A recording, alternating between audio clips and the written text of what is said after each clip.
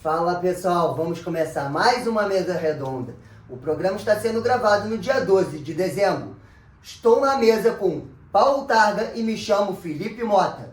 Vamos debater sobre o jogo de ida e volta da semifinal da Copa do Brasil. Mas antes de começar, eu queria pedir para a galera se inscrever no canal e ativar o sininho. Então vamos lá, tá? Isso é importante para Muito importante. Canal, pro programa. Do programa, exatamente. Vamos lá. Então vamos lá, falar primeiro do jogo de ida, Cruzeiro e Corinthians, que foi no Mineirão, Mineirão, né? O Corinthians ganhou do Cruzeiro, 1-0. 1-0. E qual foi a sua percepção desse jogo? Tá?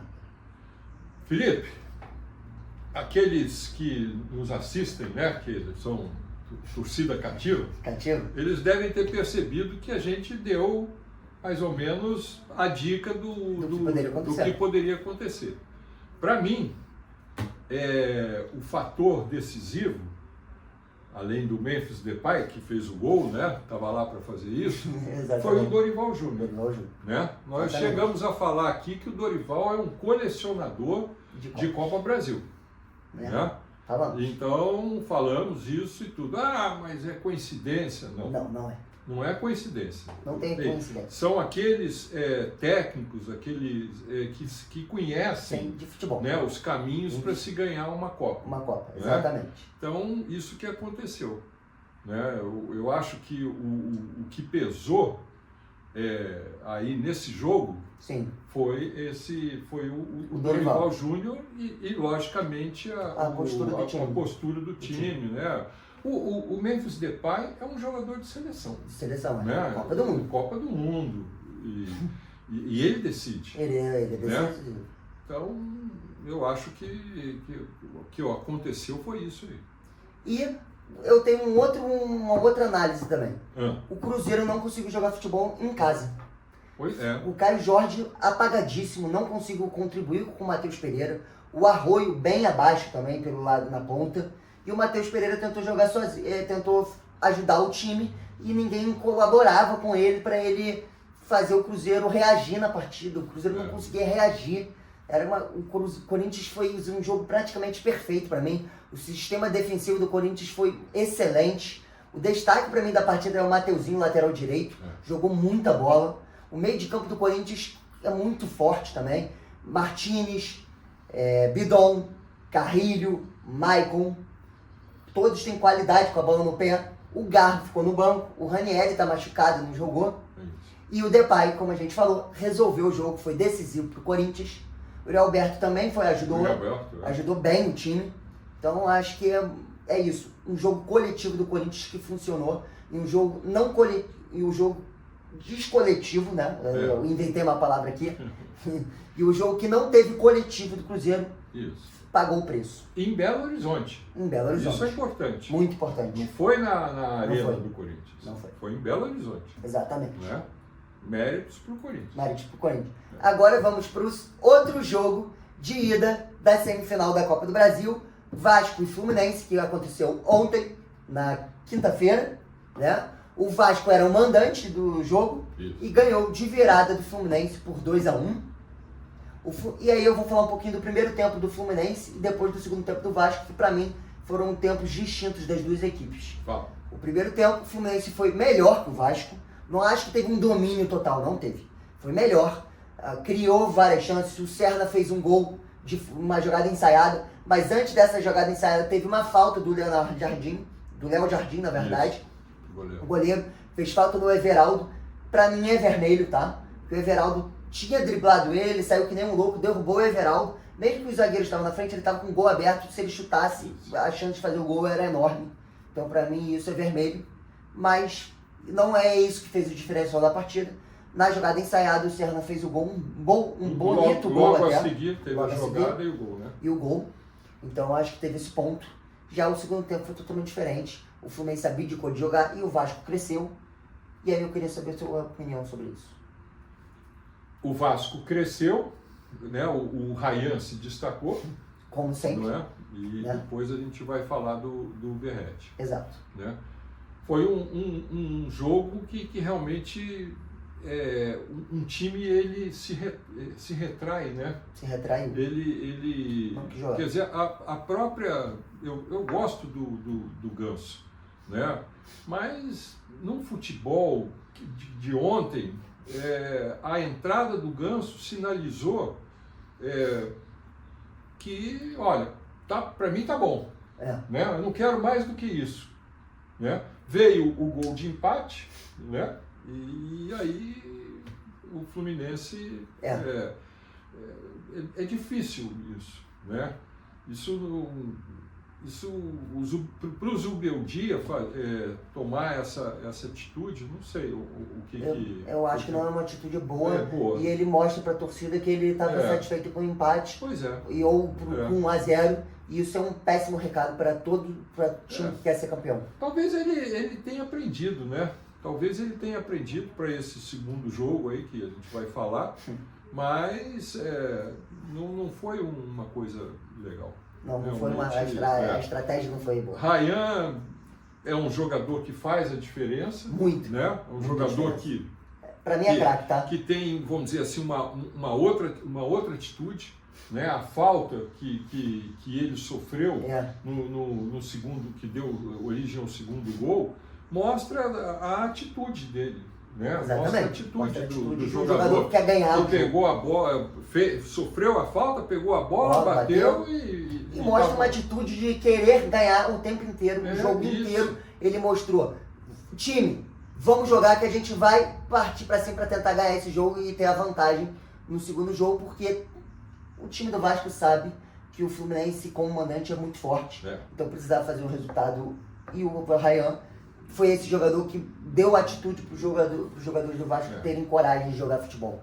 E um técnico que é um dos caras mais corajosos, que motiva o time como ninguém, que é o Fernando Diniz, que a gente cansou de elogiar aqui nos programas. Ele fez muita diferença. Fez. E programas atrás, nós tínhamos comentado que o Carlo Ancelotti falava. A partir de uma coluna do Fernando Calais, do Globo, em que ele lembrou, enquanto o Ancelotti ainda estava no Real Madrid, e começou a perder uns jogos, né? Exato. Começou a perder alguns jogos e tudo, e aí o Ancelotti veio dizendo: olha, muito mais do que uma estratégia, a atitude dos jogadores é importante. Muito. É o que decide o jogo. É o que decide o jogo. O Ancelottinho também chegou a falar isso em alguns jogos do Botafogo, que o Botafogo perdia e tudo, né? E ele comentava, mas isso para o Botafogo é uma coisa muito ainda incompreensível na mente ali de alguns jogadores. Agora, isso o Ancelotti está falando na seleção brasileira. E onde nós temos jogadores da Europa, grandes jogadores e tudo. Então isso que faz um time, né? Isso que faz um time vencedor. Exatamente. Né? Foi o que aconteceu. Estou falando isso por quê? Porque ontem nós tivemos, tanto ontem como também no jogo do Corinthians e Cruzeiro, nós tivemos a atitude preponderando em cima de uma estratégia. Exatamente. Não é isso? Então, isso é uma coisa importante, né? O Verratti, que fez o gol da vitória, como é que estava o Verratti? O Verratti não fazia um gol há 9 partidas. O Verratti no último jogo saiu puto, desculpe, mas chutando garrafa. Muito nervoso. Muito nervoso, parecia que estava brigando com o Fernando Diniz. Exato. Não, ele estava brigando, vamos dizer assim, por não ter tido a oportunidade de dar a vitória ao time. E ontem, quando fez o gol, foi até emocionante para quem estava de fora. Né? A entrevista que ele deu, né?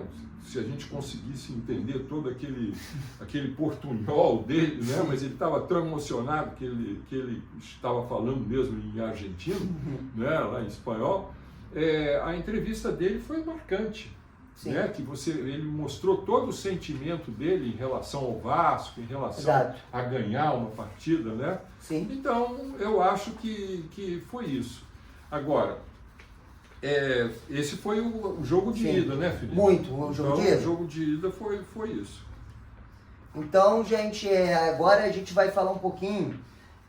Outra coisa que eu queria falar antes de começar um outro tema, eu acho que também o Vasco tem uma coisa. O Vasco acredita. Apoio da torcida do Vasco fez muita diferença ontem. A torcida do Vasco empurra o time, canta com o time o tempo inteiro no jogo. Então acho que isso também é um ponto pro Vasco, elogiar o Vasco. E eu achei, e pra mim, eu vou cansar de elogiar, pra mim o Rael é craque no nível do futebol brasileiro, pra mim ele é um jogador diferenciado, um dos melhores que a gente tem. Ele tá quebrando, vamos dizer, todas aquelas marcas do Endrick, do Neymar, ele com seus 19 anos tá quebrando tudo isso aí. E é um grandíssimo jogador, faz diferença, e aí eu vou falar de novo de uma postura do Fluminense. É o segundo jogo contra o Vasco que a postura do Fluminense é uma postura de não querer jogar futebol. No jogo do Campeonato Brasileiro, que o Vasco ganhou de virada também, ou ganhou, não lembro agora se foi de virada, que ele ganhou, o Fluminense começou em cima também, o Cano perdeu o gol, e aí depois disso o Vasco fez o gol, e depois o elenco do Fluminense, os jogadores do Fluminense, pararam de jogar futebol. E aconteceu isso ontem também. Então o Fluminense tem que melhorar contra o Vasco. O Fluminense não pode jogar contra o Vasco desse jeito, sem vontade. Tem que ter tesão para ganhar os jogos, entendeu? Será que o Zubeldia ele vai impor isso? Ele tem que impor. Do outro lado, nós temos o Fernando Diniz, que é a gente elogia esse ponto aqui sempre muito, né? Vamos ver. Então a gente agora vai falar sobre os segundos jogos da Copa do Brasil. Jogos de volta agora. A gente vai falar do jogo de Corinthians de Cruzeiro, que é no domingo às 6 horas da tarde. Da tarde, né? Isso. O Cruzeiro agora é o mandante e tem a vantagem. O Corinthians é o mandante. O Corinthians é o mandante e tem a vantagem. Isso.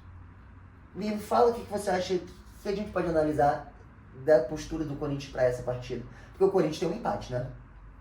O Corinthians tem agora... Pode, né, tem a vantagem do empate. Exato.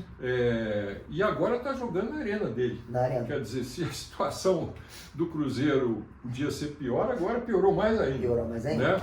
E tem aí o técnico colecionador de Copas do Brasil continua.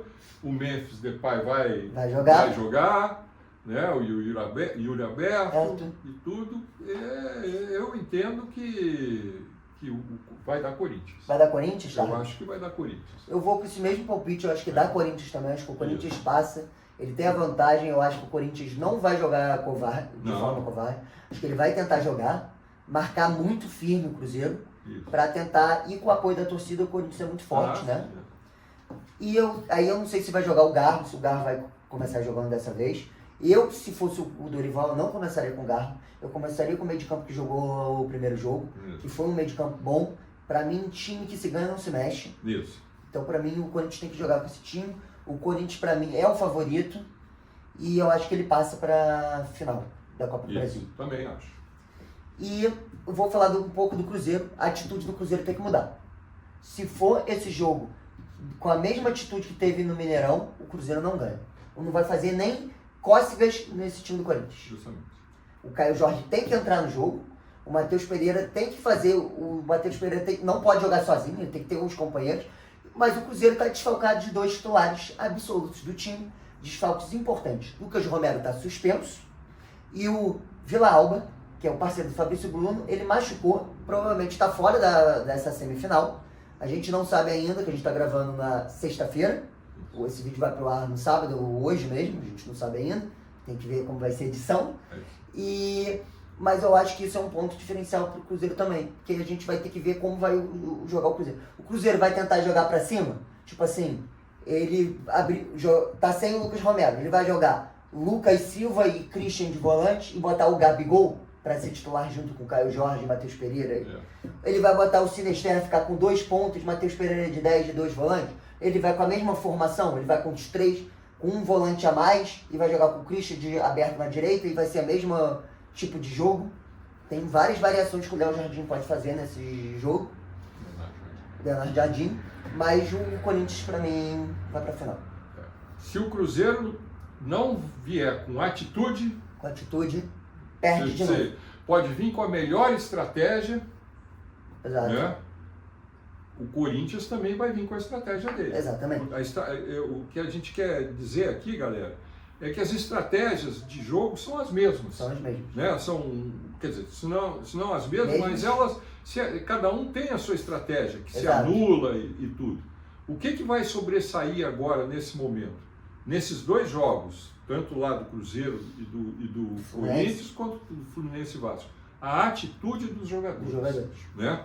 Então, o Cruzeiro tem que mostrar uma atitude. Isso. Né? Que não mostrou no primeiro jogo. Não mostrou.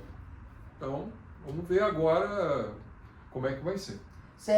Posso te perguntar uma coisa? Pode. Posso te perguntar o placar? Você quer falar ou não? O placar? Olha... Se você preferir não falar, não fale. Não, eu falo, não tem. Eu acho que o Corinthians vai com o apoio da torcida, com a vontade e tudo, eu acho que é capaz de ter aí uns 2-0, 3-0. Tá. Isso. Então tá. É? E agora a gente vai pro segundo jogo da semifinal, que agora o mandante é o Fluminense no próprio Maracanã, contra o Vasco. O Fluminense como mandante não perde, sei lá quantos jogos. Isso. O dia como mandante foi muito bem no Campeonato Brasileiro. Né? O time tem o apoio da torcida, mas do outro lado tem o apoio da torcida do Vasco, que tem a vantagem. O que você acha desse jogo, tá? Olha, eu poderia pensar que o Vasco tem uma vantagem. Uma pequena vantagem, talvez. Ok. Né? A torcida, Sim. a vitória e tudo. Mas eu quero acreditar que o Zubeldia vai conseguir dar aí um gás no Fluminense e o Fluminense vai ganhar. O Fluminense vai ganhar? Isso, vai ganhar. Fiquei surpreendido com o seu palpite, tá? Vai ganhar e não vai entrar Ganso, não pode entrar Ganso, né? Porque só no segundo tempo, se estiver ganhando, né? tempo, se estiver ganhando. Agora, a diferença vai vir ou do Canóbio ou do John Kennedy. Do John Kennedy. Isso. Você começaria com o John Kennedy no lugar do Everaldo? Não. Não começaria? Começaria com o Chuta Everaldo. Chuta Everaldo. Começaria com o Everaldo. Isso. Tá. Vai ter o Canóbio voltou? Muda tudo. Estava suspenso no primeiro jogo, né? Isso. Só que tem um ponto. O jogador que substituiu o Canóbio, que estava vindo bem nos últimos jogos, saiu machucado com o Soteldo. O Soteldo era vaiado pela torcida do Fluminense, perseguido pra cacete, merecidamente. Só o Renato Gaúcho gostava dele. Só o Renato gostava dele. Aí o Zubeldia conseguiu fazer ele colaborar e ele machuca. E também isso, ele machucar, não é surpresa nenhuma, porque o Soteldo vive lesionado, né? Mas é isso. Mas eu acredito que dê Fluminense. Mas o Soteldo vai começar, se ele fosse jogar, ele vai começar no banco, porque o Canóbio joga. O Canóbio é essencial pro time do Fluminense. O Canóbio é o titular, né? Do titular. E eu esqueci de te falar um negócio do primeiro jogo do Fluminense. O time do Fluminense não rende quando o Martinelli está mal. E o Martinelli jogou nada no jogo de ida. Não jogou. Então, se o Martinelli jogar bem nesse jogo de volta, o Fluminense tem grande chance de classificar. Se ele não for bem, o Fluminense tem grande chance de ser eliminado. Atitude, Felipe. Falta atitude. Atitude do jogador. Atitude é que vai prevalecer. Que vai dar vitória nos dois jogos. Tá bom? E eu vou dar uma opinião diferente da sua. Eu acho que eu começaria com o JK. Porque o Fluminense precisa de gol. E isso todo mundo sabe que o Everaldo não entrega. Ele pode contribuir para outras coisas. O Everaldo contribui para marcação e o JK não. Mas o Fluminense precisa fazer gol. E, tá bom, o JK não é um grande artilheiro, nunca foi. Mas ele tem vontade de fazer gol. E o Everaldo não tem. E o Cano, como é que tá o Cano? O Cano tá lesionado, tá fora da temporada. Não joga mais. E o Cano vinha muito mal também, atrapalhando o time do Fluminense. Então, o Fluminense pode ser campeão de uma competição sem centroavante. Isso é um milagre. Que time você já viu sendo campeão sem um centroavante jogar bem? Beleza, na Copa do Mundo teve a França ganhou com o Giroud, que não fez gol. Mas isso é raro, né? O time que tem centroavante ganha campeonato. E esse pode ser um diferencial também que o Fluminense não tem. Mas o meu palpite é Fluminense também. Fluminense. Acho que o Fluminense ganha de 2-0 E aí no 2-0 e classifica pra final. E pra mim é final Corinthians e Fluminense, e pra você também. Eu acho que vai ser, eu acho que ganha o Fluminense, mas não vai ser assim 2-0 tão fácil não. Você acha que não? Vai ser aí um jogão de bola, tá? Uns 4-3. 4-3, 4-2. Tá bom. 4-3 vai pênalti, né? Acho que é pênalti. Tem que Então, fazer as contas rápidas. Então tem que ser uns 4-2. 4-2. Isso. Tá. Então, galera, a gente está encerrando o programa de hoje. Mas antes de encerrar o programa, é muito importante que vocês curtam os vídeos, compartilhem nos grupos de WhatsApp e ativem o sininho. Então, pessoal, chegou o fim do programa hoje. Até a próxima, galera. Até a próxima, galera. Valeu. Tchau.